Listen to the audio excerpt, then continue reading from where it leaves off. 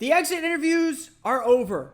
The players are off to do their off-season things, whatever they may be. And we are here to think about what comes next. The Magic leveled up this season. Now it's time to do it all over again. Just like it's time to do Locked On Magic. You are Locked On Magic, your daily Orlando Magic podcast. Part of the Locked On Podcast Network. Your team every day.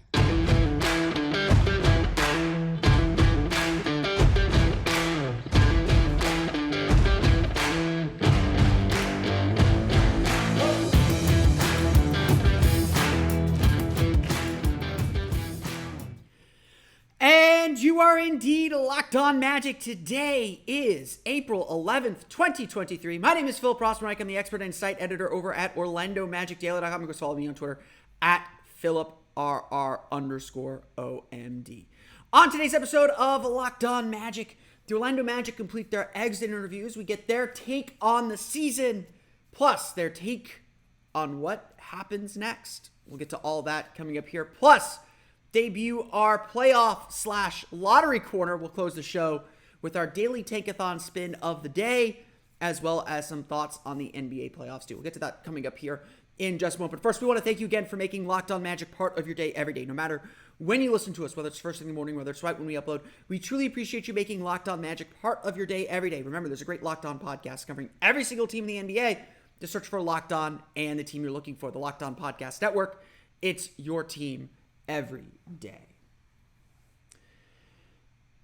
Obviously, we've touched on some of these subjects over the last couple episodes, over the last couple days, as really the last week, as we've really begun to think more like holistically, more clearly about this season and what it means and what to make of this year and what it ultimately is what's ultimately going to happen for this team moving forward. We all understand, we all can see how much this team, I don't want to say overperformed, but how well this team played and put themselves in a position to feel this good. How they rallied together, how they found that resiliency. The two words that Jamal Mosley used to describe his team is resiliency and togetherness and camaraderie or something to that effect. I'm sorry, I'm messing that up, Coach. This is a team that endeared itself to all of us by just never giving up. You know, Cole Anthony said it during exit interviews yesterday on Monday that at 5-20, this team could have easily packed it in. They could have easily gone to 5-30 or 7-30 or whatever the case may be. They could have easily said, well, we're done, and accepted their fate. But they didn't. In fact, the Magic rallied, finishing above 500 the rest of the way, showing for nearly 3/4 of a season that they could play. Mo Wagner, I thought, had some really great thoughts, and I'll share them with you all on OrlandoMagicDaily.com, as well as in summation here. But, Mo Wagner said, we showed the league that we could win a little bit. We started to gain respect around the league, them knowing that Orlando isn't a pushover game, isn't a walkover game, that this is a game that you're going to have to fight and you're going to have to play hard in to win. And that, of course, previews where the Magic ultimately go next. But for now, we got to talk about what that says about this team, about what was established and what was built this season. I'm sure some of you have, because I know I said it about once, maybe twice a week throughout the entire course of the season. This season was not about this season. This season for the Orlando Magic, it wasn't important that the Magic improved by 12 wins, got to 34 wins. It was not important that the Magic were in the play-in race. All that is a sign of how much things were working,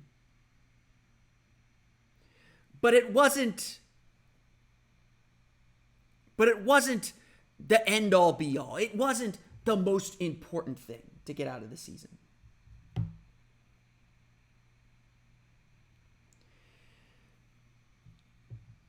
This season was about laying a foundation.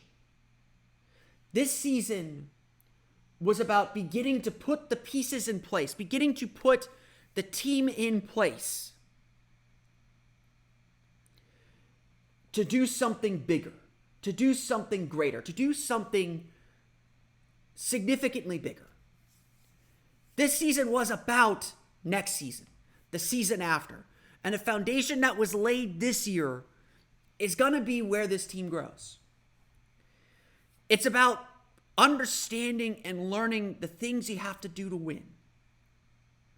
Understanding the basics of what the Magic are trying to run and trying to accomplish while you're still young and able to make mistakes. Yes, a big factor in this season, a big factor in what the Magic were doing was injuries. Once they got healthy, we could really begin to see this team form fit itself and find its way. We could really begin to see who this team is.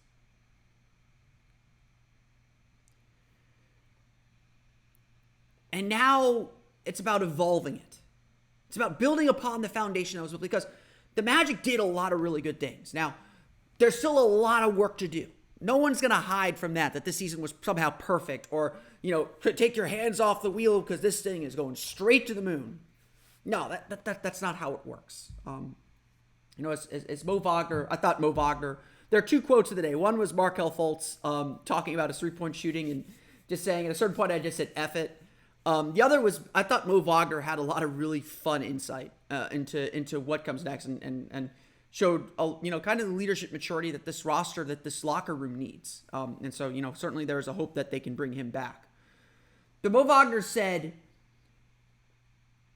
that inconsistency comes from thinking that it's easy.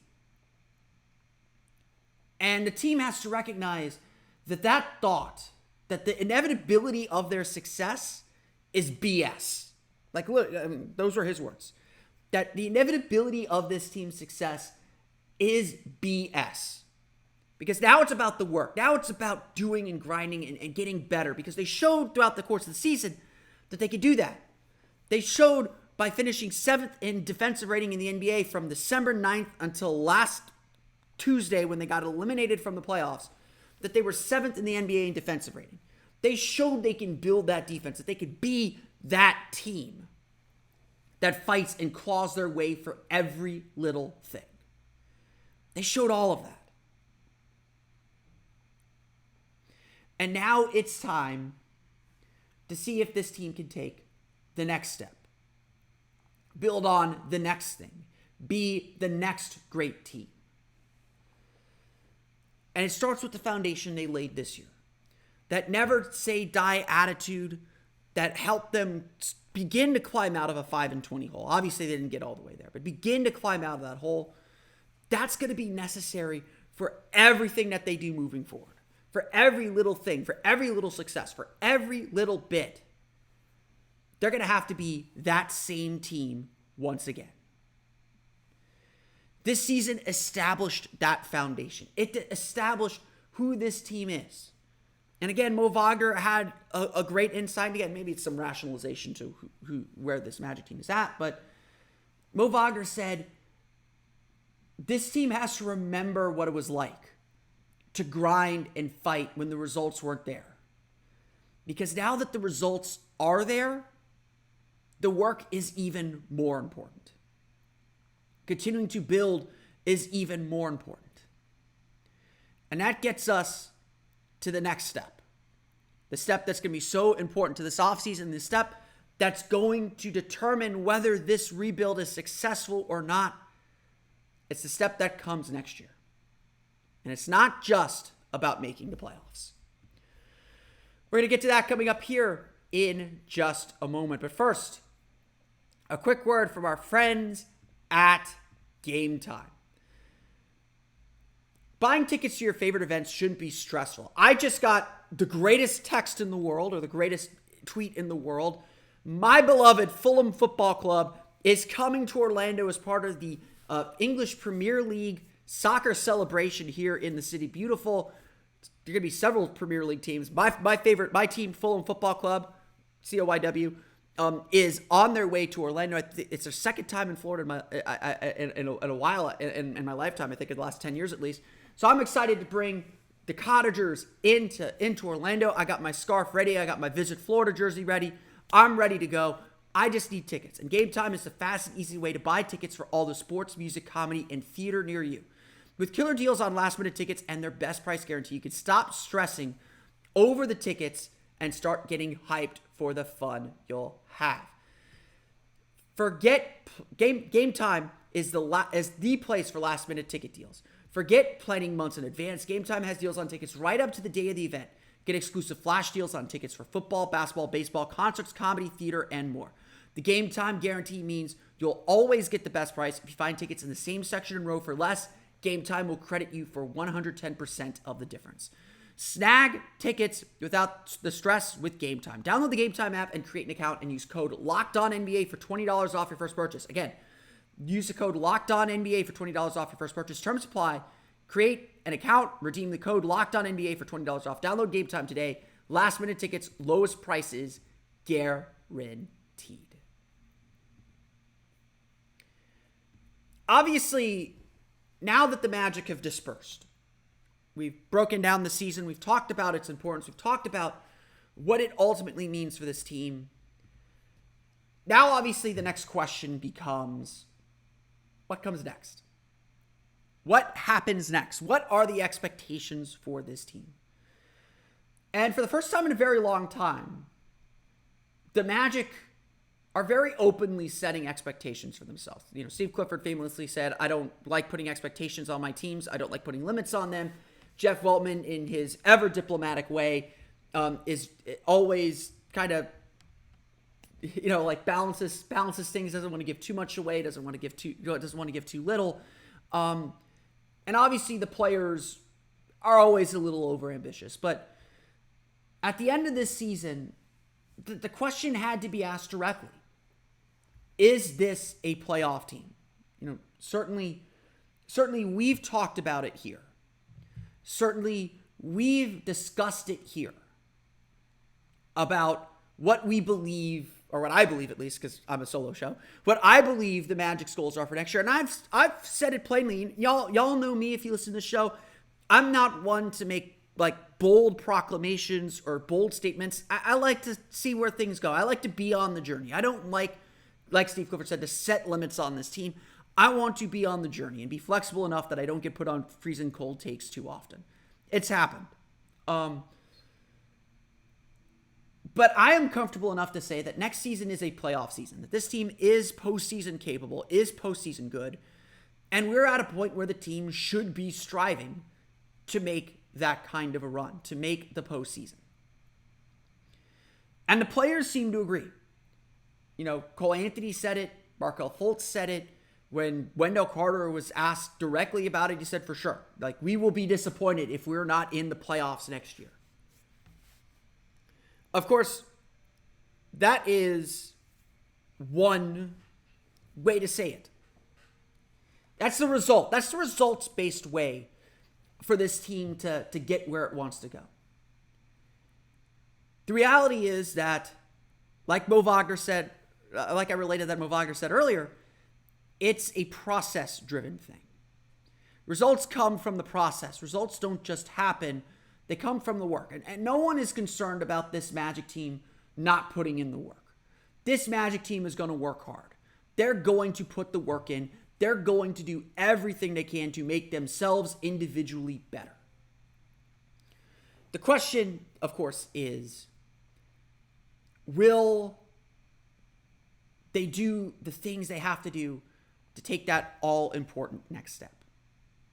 And what is that next step? Because we talk all season about leveling up. About whatever leveling up is. We can all agree the Magic did that this year. But that's the thing about the NBA. There is one champion, and everyone, no matter what the success, is still striving to do more. As Jeff Weltman put it, like, yeah, we could talk about how great a season we had, but we still didn't make the playoffs.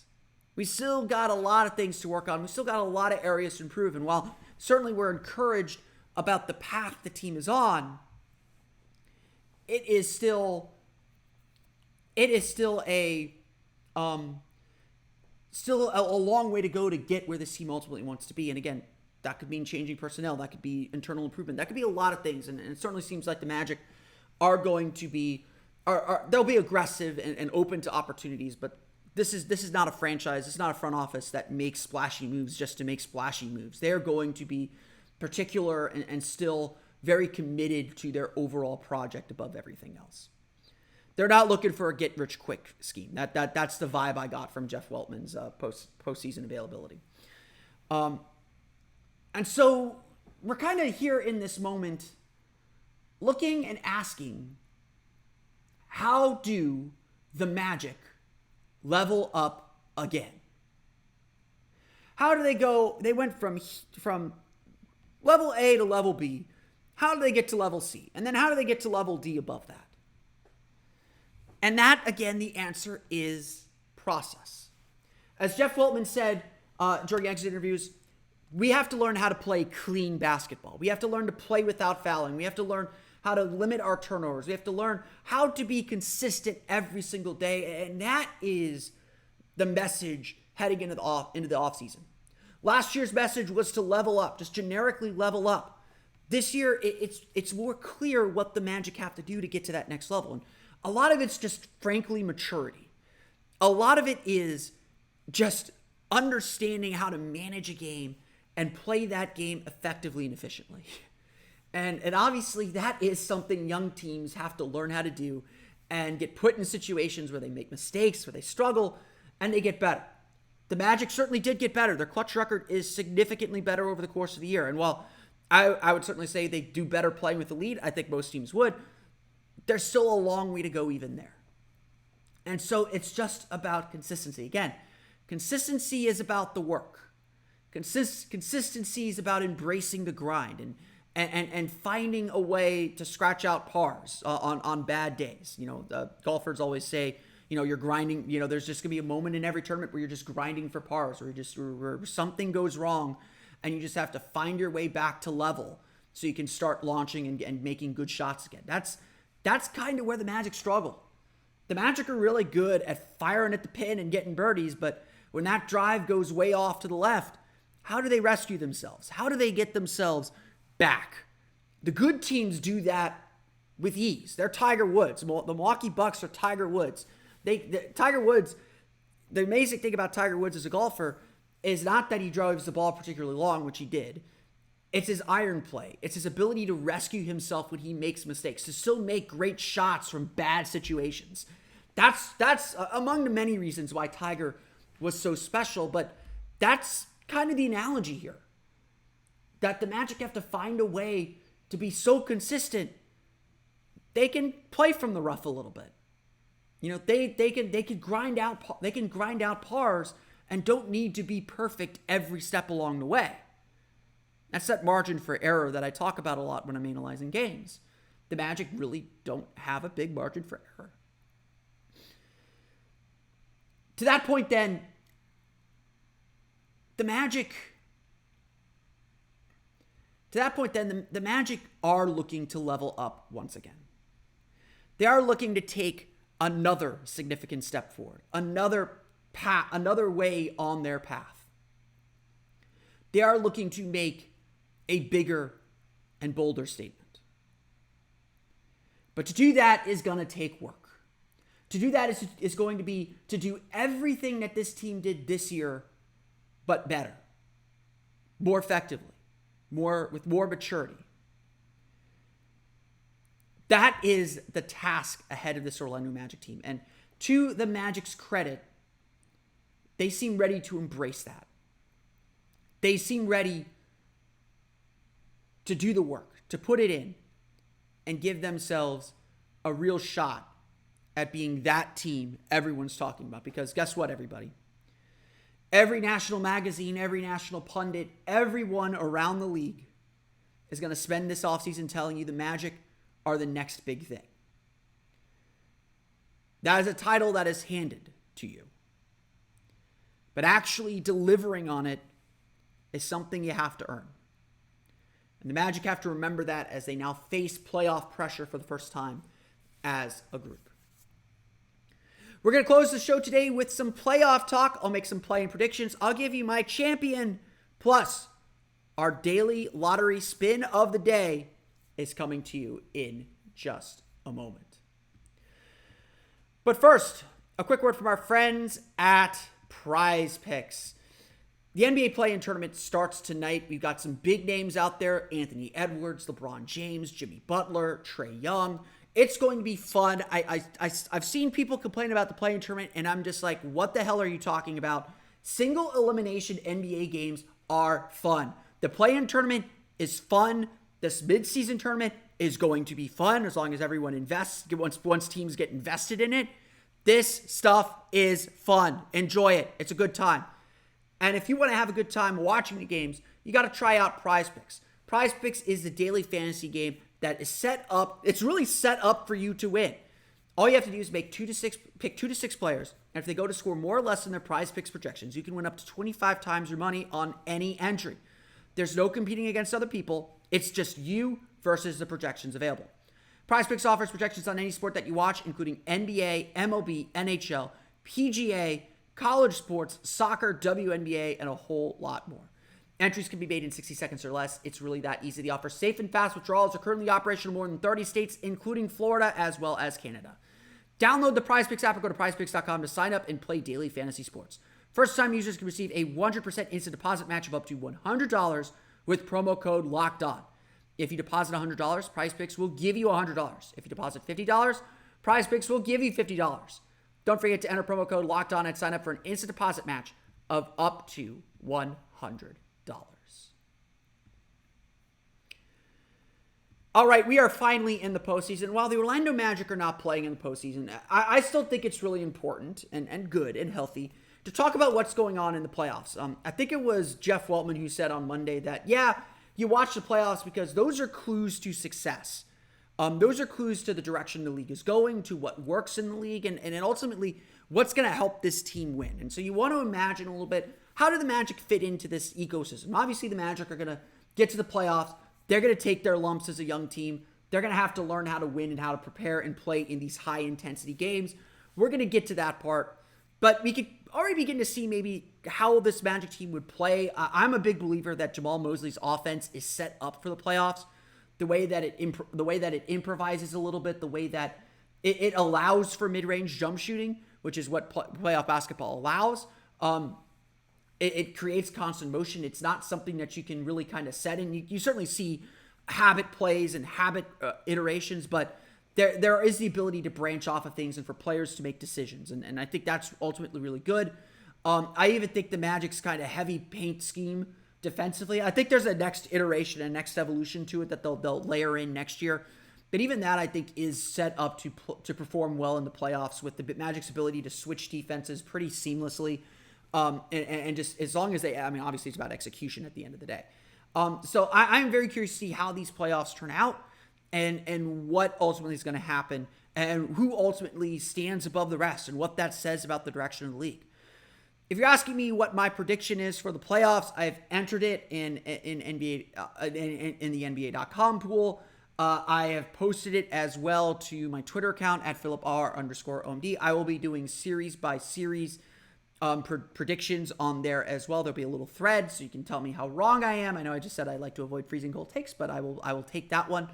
And so tonight, for these play-in games, I am taking the Heat over the Hawks and the Lakers over the Wolves tonight. I think those are the two experienced teams, the two more consistent teams.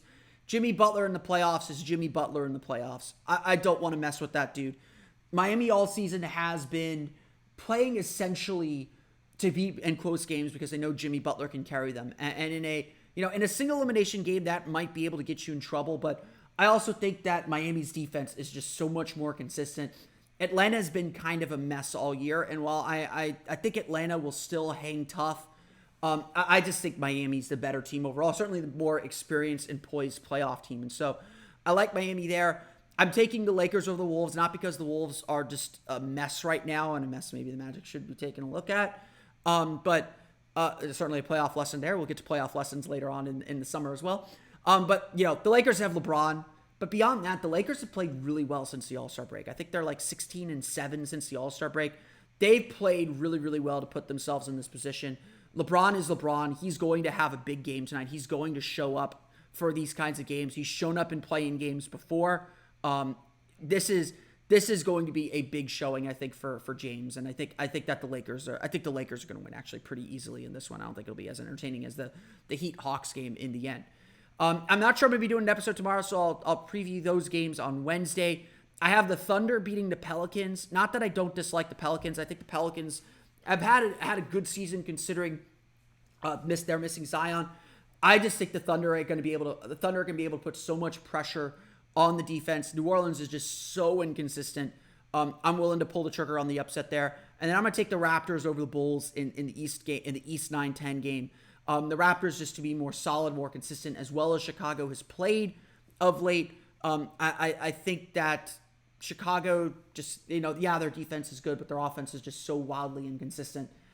They rely too much on individual play sometimes, and so I think that Toronto is going to be able to hold them off in a single game. But single elimination NBA games are fun, so I'm really excited. I really love this play-in tournament idea. I really like what we're seeing. My overall pick then for the NBA playoffs, I am taking Bucks over Suns. I'm split between 6 or 7 games. I think I'm leaning 6 just for the memes, but I think Milwaukee's been the best team in the league more consistently this year. As long as Chris Middleton is healthy at the key part of the season, namely when they play the Celtics in the conference finals, or Celtics or Sixers in the conference finals, I just think that Milwaukee's just heads and tails. They have the right balance of things. And Giannis is just so unstoppable. I do think they need one more attacker off the dribble, but Drew Holiday has been great all season. They have so many shooters. When you start leaning on your stars more, Giannis just always seems to deliver. On the West, I have Phoenix coming out of it. Again, if Durant, Paul, and Booker are healthy, that's your best team. It's not that I don't dislike Denver. I just have real questions about Denver and their ability to create outside of Jokic. And Jokic has had his struggles in the playoffs. That you could say that that's a reason not to vote for him for MVP. That reason is wrong. MVP is a regular season award. But I do think Denver's got to prove it to me that they can do it until I believe they can do it. I hate to say it. I hate to phrase it that way. I also think you got to watch for Golden State in the West. I love Sacramento. I love you guys. That Golden State's experience is going to really pay off, and I think it's going to be a big factor in this postseason. They know how to get themselves ready. They know how to play in the postseason while they've been wildly inconsistent this year, especially on the road. Golden State's still the defending champs, and you got to give them their respect and give them their proper due. A Golden State-Memphis second-round series is going to be war, and Memphis could very easily win that series. And in either case, I just like the experience and veteran poise coming out of the top of that bracket with Phoenix, even the LA Clippers, and Denver over a team like Memphis. I would say this, though, about the postseason. This is as wide open a postseason as I've seen. Milwaukee can win the title. Boston can win the title. Philadelphia can win the title. Denver can win the title. Phoenix can win the title. Golden State could probably win the title. Memphis could probably win the title. And I'll give the LA Clippers a title shot too. That's 8 teams that I just rattled off that potentially have a real shot at winning a championship. And very rarely in the NBA do we get that. We're usually stuck at around 4 teams. We rarely see teams that look championship capable lose in the first round. That just doesn't happen in this league. So it's going to be a really fun postseason. Stay up late because the West is still the more intriguing of the 2 conferences with a little bit of a deeper title pool. But it's going to be a lot of fun, and I'm really, really excited. We, of course, are getting ready for the NBA draft lottery, and so it is time to do our daily lottery spin. And I promise you, I did not plan it this way. I'm literally going to go to Tankathon. I'm going to hit Sim Lottery once. I'm going to screen grab that, and I'm going to share it right here, right now. And on my first spin, yeah, you see it, the Orlando Magic pick first. We will talk more about the prospects. We will talk more about what might happen in some of these scenarios, but the simplest scenario is the simplest scenario. If the Orlando Magic get the first pick, they're drafting Victor Wembanyama. That's just done. Like, put it away. Who the Magic would draft at 12? Chicago and Oklahoma City still have a tie to break, but for now, Take-a-thon has them picking 12 because they use win streak as the tiebreaker. Who would they pick at 11 or 12? We'll get to some of these names. We'll talk plenty more about the draft too. But you're looking at guys like Grady Dick, like Jordan Hawkins. I think Taylor Hendricks will be gone by then, but Taylor Hendricks of UCF is there. But if you're drafting Victor Wembanyama, you're probably looking to go backcourt or guard. You may be looking at Anthony Black, Cason Wallace of Kentucky. If Nick Smith is there, that would be a little bit of a steal, I think, although I'd be concerned about why Nick Smith is falling so far. But those are the kind of names you're looking at. And I think it's really important to note that there has to be some interplay between first pick and second pick. You can't take two guys at the same position. You can't take two players of the same type. And tomorrow we're going to talk a little bit about, or on our next episode, it may not be tomorrow, we'll talk a little bit about Jonathan Isaac and his progress and how Jonathan Isaac plays into all this. But, obviously the first pick you're taking Victor Wembanyama, and that changes everything about your offseason. Maybe you do look to add some more serious pieces. Maybe you don't, because you understand Wembanyama is going to need a little bit of time to get used to the NBA. We posited this question up on OrlandoMagicDaily.com with our friend Luke Duffy. If you draft Wembanyama, what does that mean for Wendell Carter? Because then you have a front line of Wembanyama, Banchero, Wagner. Wagner's good. You don't want to slide Wagner to the two too much. I love Franz Wagner. I think he played great defense this year. He noted his own defensive strides, but I'd be a little concerned about him playing too much shooting guard. I don't think he quite has the speed. I think we saw that earlier in the year as well. So, the number one pick is really, really easy. But if you draft a big, you want to go small, I think, with that second pick. Look, the Magic have a lot of positional needs. And we'll get to some of those needs later on in the week, too, with some of the things that Jeff Weltman said. The Magic have a lot of positional needs. They certainly have a skill need in shooting. I think they need one more big forward, especially to kind of bulwark against Jonathan Isaac and his future. Again, we'll talk about that later on in the week. I think that they probably need a third point guard somewhere there, kind of another swing guard, but they're pretty set at guard. Again, they don't have a lot of roster space, but they have a lot of guys that they're going to be bringing in. So, certainly some continued guard depth and just good quality depth, I think is a big thing, because the Magic, I think, not that the Magic's bench players played poorly at all, but they definitely, you could definitely tell when they got to the end of their bench and were struggling to field a quality team. We'll count how many times the Magic win our lottery spin of the day. They win this one, so we will take it, I guess. But that's going to do it for me today. I want to thank you all again for listening to today's episode of Locked On Magic. You can, of course, find me on Twitter at @PhilipRR_OMD. Subscribe to the podcast on Apple Podcasts, Stitcher, TuneIn, Himalaya, Google Play, Spotify, Odyssey, and all of it by selling podcasts to your podcast-enabled listening device. For the latest on the Orlando Magic, be sure to check out OrlandoMagicDaily.com. You can follow us there on Twitter at @OMagicDaily. Now that you're done listening to us, go check out the Locked On NBA podcast to get you ready for the NBA play-in tournament and the NBA postseason. Check out the Locked On Game to Game podcast every Monday through Friday for your daily recaps of games throughout the league, especially now that we're in the postseason. You'll get a little tidbit of insight from our local experts for every game. Check it out, Game to Game, wherever you download podcasts, on the Odyssey app or wherever else you download podcasts. That's going to do it for me today, though. I want to thank you all again for listening to today's episode of Locked On Magic. For Orlando Magic Daily and Locked On Magic, this has been Philip Rossman-Reich. We'll see you all again next time for another episode of Locked On Magic.